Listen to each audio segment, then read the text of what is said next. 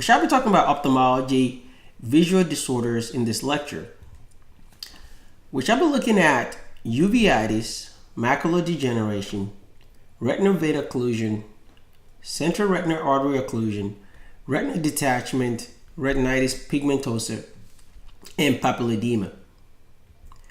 So what is uveitis? Now, when you hear the word uvea and itis, right, that's inflammation of the uvea, but a lot of students get confused what the uvea means, right? The uvea often consists of the middle layer of the pigmented vascular structures of the eyes, which includes iris, ciliary body, and also the choroid. So you can break the uvea either into the anterior portion or the posterior portion, or even the intermediate portion of the eye. So basically, depending on which part of the eye is being inflamed, they call it by that name. So if it's anterior uveitis, for example, or iritis, right, which is the iris, inflammation of the anterior chamber and the iris. If it's iridocyclitis, presents with the same symptoms as iritis, but also include the ciliary body. So anywhere to between 2/3 to 90% of uveitis actually occurs in the anterior portion of the eye. However, the posterior uveitis or the choroidal retinitis is inflammation of the retina, which is the back of the eye where images is formed, and the choroid. And when you hear the word panuveitis, is the inflammation of all the layers of the uvea. So you can also develop something called a hypopyon, right? Well, that's when pus accumulates in the anterior portion or the anterior chamber. See this white layer right here? That is pus, all right? That's not good. That's an infection of the eyeball, okay? It's sitting right there, and you can see anytime that you see pus, that's a hypoiron, okay? Also, you can see this conjunctival redness, okay? In that case, and this is scleral inflammation. So now, whenever you hear the word uveitis, it's often associated with a systemic inflammatory disorder, classically sarcoidosis, rheumatoid arthritis, juvenile idiopathic arthritis, or HLA-B27 associated conditions. You must remember this. Psoriasis, arthritis, ankylosing spondylitis, inflammatory bowel disease such as Crohn's disease or ulcerative colitis, and reactive arthritis. The mnemonic is PAIR, P-A-I-R. Remember, HLA-B27 is super high on the board exam. They like to test you on this because they often have that you can't pee, can't see, can't climb a tree, right? So that's why the can't see part is the anterior uveitis portion of the findings you find in this patient. So what signs and symptoms the patient with uveitis have? Well, if they have inflammation of their eyeball, right, we're talking about either the anterior chamber, so they're gonna have burning of their eyeball. They can have redness in the eyes, right? Like you see here, you can see all this redness, inflammation of the conjunctiva, the sclera. So they're gonna have blurred vision because they can't see from the burn of their eyes, and they're gonna get photosensitivity to light, very photophobia, right? If they get into a light room, they're gonna be very, very sensitive. They'll tell you to turn off the light. And irregular people, or even a blacked out sclera, oftentimes they might complain of having floaters, which are basically dark spots that float in the visual field, and they may even have headaches. So on physical exam findings, so when they're describing patients to you on the board exam, and they try to isolate a patient that has an anterior uveitis, for example, well, the signs of it would be dilated ciliary vessels and the presence of cells and flare. The presence of cells and flare in the anterior chamber is classic of anterior uveitis, okay? That is how they're gonna describe it to you on the boards. Remember, cell and flare uveitis, okay? Remember that. And also, the keratic precipitates in the posterior surface of the cornea. So here you can see here the cell and flare as you do a slit lamp exam, okay? You see this, these are cells, basically leukocytes kind of floating in front of the anterior chamber of the head. They kind of just float in cell and flare, okay? They're kind of shiny, bright white, small cells kind of floating in the anterior chamber. That is a cell and flare. In this video, I wanted to show what cell and flare looks like under the microscope. Now, this is an eye with a lot of inflammation, and the best way to see cell and flare is to shorten your beam like this, angle it such that one side of your light beam is on the cornea to the left of the pupil and one is on the right to the right of the pupil. It's easier to see individual cells floating here with a black background of the pupil. If you make your beam a little bit wider, it's even easier to see these individual cells floating here. This is another eye with less inflammation. It's even more important to make our beam kind of short and a little bit wider. And you can see there's a lot of flare here. It looks like smoke. And you can see the individual cells floating as well. The next pathology we shall be looking at is age-related macular degeneration. From the name of the pathology, it basically states what the problem is, right? It has to do with old people, with age, and the macula is being broken down. So it's basically, by definition, degeneration of the macula. Now, what's the macula? That's the central area of the retina. And age-related macular degeneration is the #1 cause of permanent bilateral visual loss in the elderly. Look at the word, bilateral, not unilateral, because both eyes have been affected. Usually elderly people over the age of 65. And is often characterized by central vision loss. Central vision loss, while the peripheral vision is intact. Now, what are the risk factors? Well, the first one is advanced age, right? It only happens to old people. As people get older, this is what happens to their macula. It breaks down. Female, smoking, hypertension, diabetes, and also a family history of age-related macular degeneration. So how do we make the diagnosis? Well, first, there are two types of macular degeneration. The first one is the atrophic macular degeneration, which is known as the dry type, okay? The dry type. Now, this is often a gradual painless central vision loss or blurred vision, and this is the most common type, okay?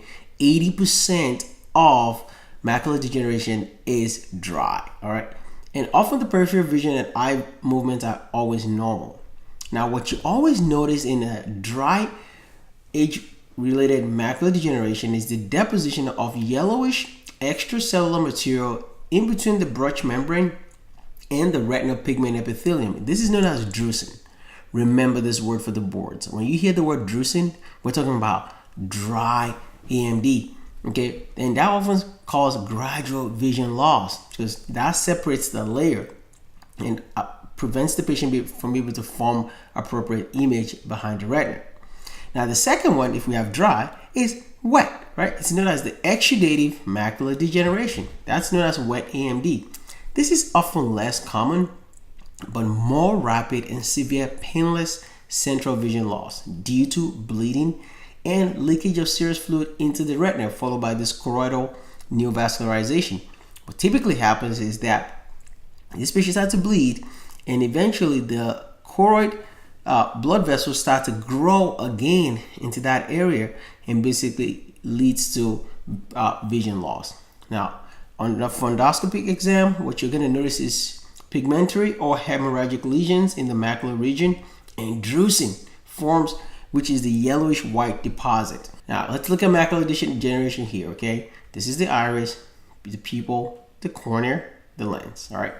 Here's the sclera, the white part of the eye, the choroid, and the retina.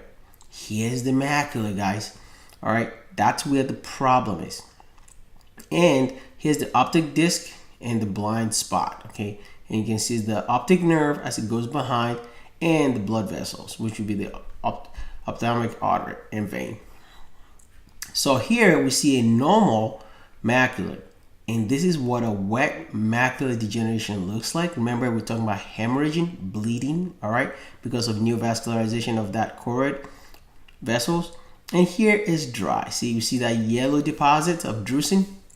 That's what dry macular degeneration looks like. Now, and on fundoscopic exam, here you can see that those yellow deposits here, those are all drusen, okay? That is dry age-related macular degeneration.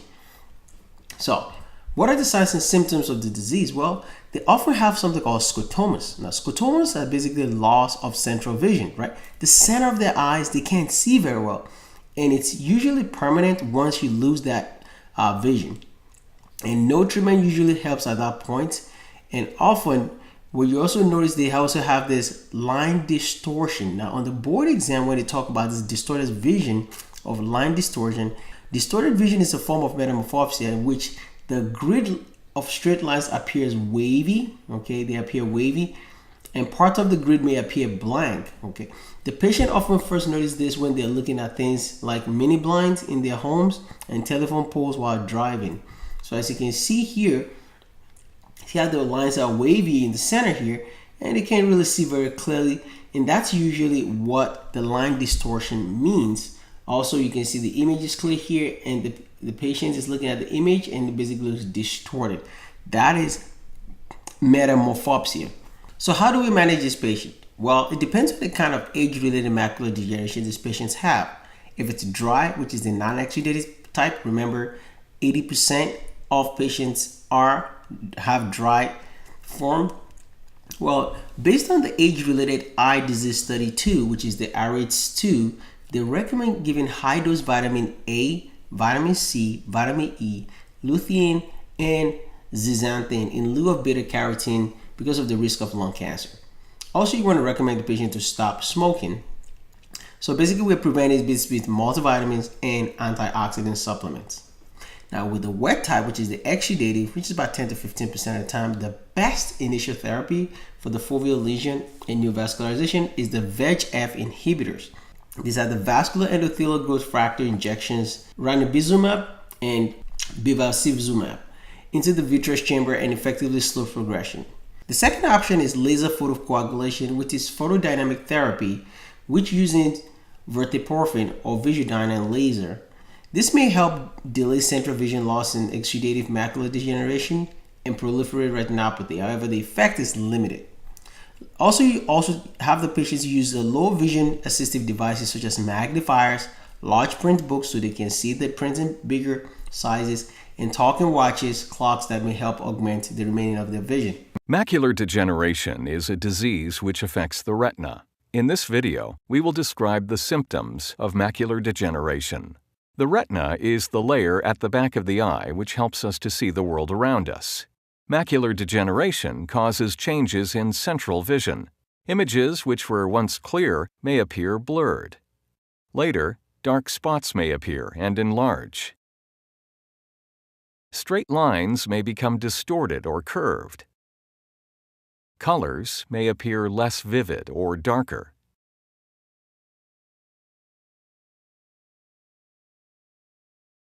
The eyes work together.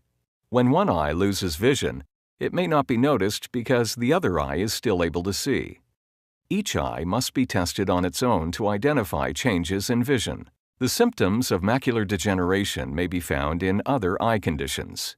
It is very important for an ophthalmologist to perform an examination to ensure that no other conditions are present. Dry macular degeneration affects the health of the retina. The retina is the lining of the eye which responds to light. Here, a cross-section of the retina can be seen. In the dry form of macular degeneration, metabolic end products collect underneath the retina. These deposits are called drusen. Over time, dry macular degeneration can lead to scarring or thinning of the retina above. Dry macular degeneration may cause gradual central vision loss over time. Every patient has a different course, and some patients preserve vision for a very long time. Your ophthalmologist will monitor your eyes. Ask about how stopping smoking or vitamin formulations can help to slow the progression of dry macular degeneration. Wet macular degeneration may develop in patients with the dry form of macular degeneration. In the wet form, blood vessels that are leaky and abnormal begin to grow into the retina. Unlike normal blood vessels in the rest of the body, those seen in wet macular degeneration cause swelling or bleeding into the retina. Wet macular degeneration may cause either sudden or gradual loss of vision as these vessels leak fluid or bleed. If untreated, vision loss can progress. The retina, which lines the back wall of the eye, is responsible for sight. In dry macular degeneration, deposits collect underneath the retina. In wet macular degeneration, abnormal blood vessels begin to sprout. A molecule known as a vascular endothelial growth factor, or VEGF, is released in wet macular degeneration. VEGF binds to its receptors much like a key entering a lock. VEGF is a signal which causes leaky blood vessels to form underneath the retina. As these abnormal blood vessels leak and bleed, the retina becomes swollen and vision may decline. The main treatment for wet macular degeneration is an injection of medication into the eye. This medication is delivered close to the retina after freezing and cleaning the eye, and most patients experience only minimal discomfort. These medications work by binding to the VEGF that is released, much like a sponge. As a result, the VEGF cannot bind to its receptors. These injections slow or stop the growth of abnormal vessels. As with any medical procedure, injections of anti-VEGF may help to preserve or slow the risk of vision loss from wet macular degeneration. Injections carry risks each time they are performed. They last only a certain time, and repeated injections may be necessary to preserve vision. Talk to your ophthalmologist about the benefits and risks of anti-VEGF medication to learn more. Let's talk about retinal vascular occlusion. The first pathology which I'll be looking at is the retinal vein occlusion. This is often rapid, painless vision, but slower than arterial form. What basically happens is the retinal vein is being occluded. So when you block the central branch of the retinal vein, which is often compressed by nearby arterial atherosclerosis. Now, this is often idiopathic in elderly patients and often leads to glaucoma and macular disease. And on fundoscopic exam, patients, you're going to notice they have retinal hemorrhaging, which is bleeding, cotton wool spots, venous engorgement, and edema in the affected area. As you can see here, you can see an occluded central retinal vein. Okay, that's what initiates the condition in retinal vein occlusion. And once you occlude the vein, you get blood vessels basically hemorrhaging here because of engorgement and backup of blood flow from the retina. And here you can see basically distribution of blood and hemorrhage at the back of the retina. Also, on fundoscopic exam, you see this blood and thunder kind of pattern whereby you have all this bleeding. This is all hemorrhaging, okay? And a lot of edema at the back of the retina. This is classic of central retinal vein occlusion. Let's talk about management of central retinal vein occlusion. If the patient has macular edema, you want to use VEGF inhibitors as the first line of therapy and dexamethasone, which is a steroid, as a second line. If the patient has neovascularization, photocoagulation is recommended. However, if the patient has neither macular edema nor neovascularization, observation or follow-up is recommended. The next pathology is an emergency. Okay, this is an ocular emergency. That's why it's in red. This is central retinal artery occlusion. Now we're talking about the artery being blocked here, so this is an acute painless monoocular. So it's usually one retinal artery that's blocked, and the patient has a retina that's cloudy with attenuated vessels, cherry red spot. Okay, that's the key. Cherry red spot at the fovea, which is the center of the macula, and pale artery and optic disc, which is basically due to the ischemic area. What you also notice is that you have to find out where the clot is coming from, right? Because if you have occluded an artery, it has to be from an embolic source. So you want to do like a carotid artery ultrasound to check for carotid artery atherosclerosis. You can check for cardiac vegetation, right? Make sure they don't have vegetation on their mitral valve, which is going to the aorta and eventually going to the internal carotid artery and eventually going to the ophthalmic artery and it ends up in the retinal artery causing blockage. Or even a patient that have a patent foramen ovale, right? So if they have a DVT and they have a patent foramen ovale, basically that's open, allows the blood clot to cross over from the right atrium to the left atrium and eventually goes to block their retinal artery. Okay, that is key. Now what you notice is that pupils are sluggishly reactive to light. So if you do a fundoscopic exam, you see here's a pale optic nerve in that cherry red spot right there, okay? Cherry red spot. Also here, cherry red spot, okay? And the optic nerve is very pale. Now, because this is an emergency, guys, the first thing you want to do early on is to try to massage the eyeball, okay? Ocular massage to try to break up the clot.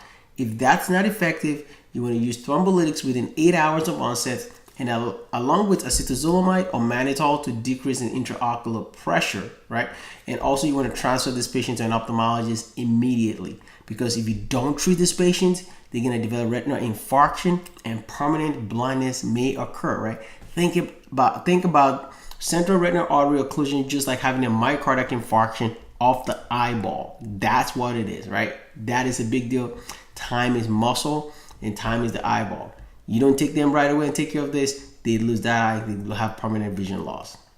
So let's talk about retinal detachment.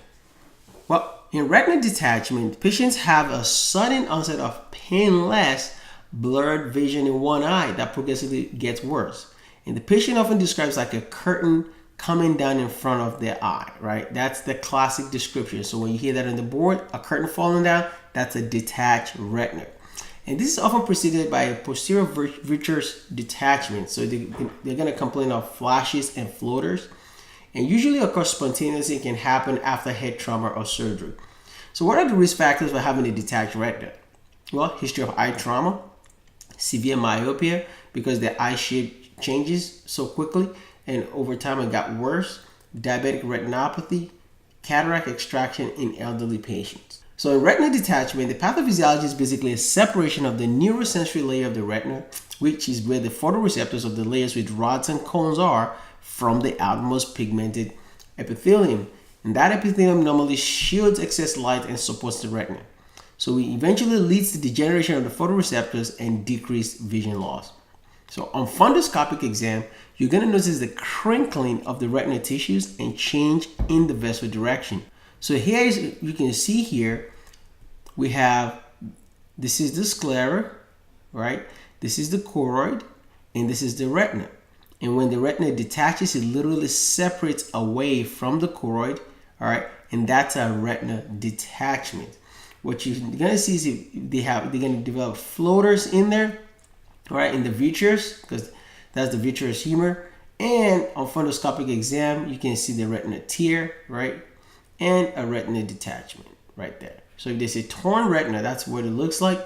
And when there's actually a detached retina, you see that wavy line, that's the curtains you're gonna see on fundoscopic exam. So how do we manage patients with retina detachment? Well, if it's a posterior vitreous detachment, most patients may not have any retina breaks or tears and only need monitoring and education.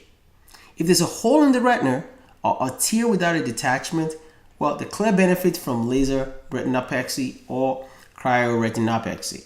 Symptomatic patients with full thickness retina break and a small retinal detachment can be treated with laser coagulation or cryoretinopexy barrier.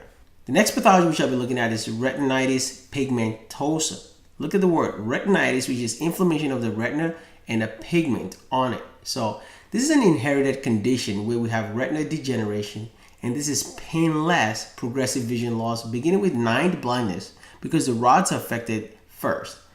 The classic description for retinitis pigmentosa is this bone spicle-shaped deposit around the macular. So here, the retina has pigment deposit known as bone spicules, and you see this in normal looking retina, right, with the blood vessels coming out, and that's the optic nerve. And here you can see the retinitis pigmentosa with all these bony spicules, right? Kind of shaped deposit around the macular. Same thing here, all right? That's classic retinitis pigmentosa. Retinitis is inflammation of the retina. So when you have inflammation of the retina, patients have retinal edema, necrosis, and once you have necrosis, that's a dead retina. That leads to scar tissue, all right? Well, this is often from either CMV retinitis, right? HSV retinitis or varicella zoster virus. So all this class of virus can cause retinitis, all right? But it can also be bacterial parasitic and may be associated with immunosuppression, right? So patients that have HIV/AIDS, when the CD4 count is less than 50, they develop CMV retinitis because they're completely immunosuppressed. And that's one of the classic board questions they like to test you on. The last pathology is papillary edema. Well, papillary edema, right, like there's swelling behind the optic disc, right? So that's optic disc swelling, which is often bilateral. Now, whenever you hear the word papillary edema, it's actually due to increased intracranial pressure. So it's actually caused by something else, usually from a secondary mass effect. All right, and the patients eventually develop a enlarged blind spot and elevated optic disc with blurred margins. So swelling is often bilateral and occurs over a long period of time, either hours or weeks. So symptoms, patients always complain either headache, vomiting, or some vision problems. The reason is because if a patient has a brain tumor, right, and they present usually they're having these headaches that wakes them up in the morning and they have nausea and vomiting, they might have medulloblastoma or glioblastoma, right? So, or GBM, right? Glioblastoma multiforme. Now, these patients, because they're having this mass effect in the brain, a tumor is taking space, a space-occupying lesion in the brain, well, it's pushing all the structures to the side, right? And when it pushes all the structures, it builds up pressure in the brain, so they develop intracranial pressure. That pressure builds up to the back of the optic nerve and causing swelling and edema. That's where papillary edema comes from. Also, patients that have idiopathic intracranial hypertension, these are like obese women on birth controls, that develop severe headache, nausea, and vomiting, right? Over a long period of time, as the intracranial hypertension starts to get worse, they actually start to develop papillary edema and vision changes, and that's not good. You do a lumbar puncture, they have a severely high CSF pressure, right? That's how you diagnose patient with it. Remember, that is a secondary cause. Also, patients that have cerebral venous sinus thrombosis or intracerebral hemorrhage, patients that head bleed, if they have intracranial hemorrhage, well, that was going to cause a mass effect, increase intracranial pressure. It's the same pathology. Also, patients that develop high altitude cerebral edema or malignant hypertension can develop papillary edema also. So basically, when it comes to papillary edema, the management is to treat the underlying cause, right? So if they have idiopathic intracranial hypertension, you want to do a LP, give them acetazolamide, and to make it feel better, to reduce the pressure. If they have malignant hypertension, you treat the high blood pressure. If they have a brain tumor, right, they either need a brain resection through surgery or radiation or chemotherapy. Okay, so that is how you treat papillary edema. That brings us to the end of our lectures on ophthalmology and visual disorders.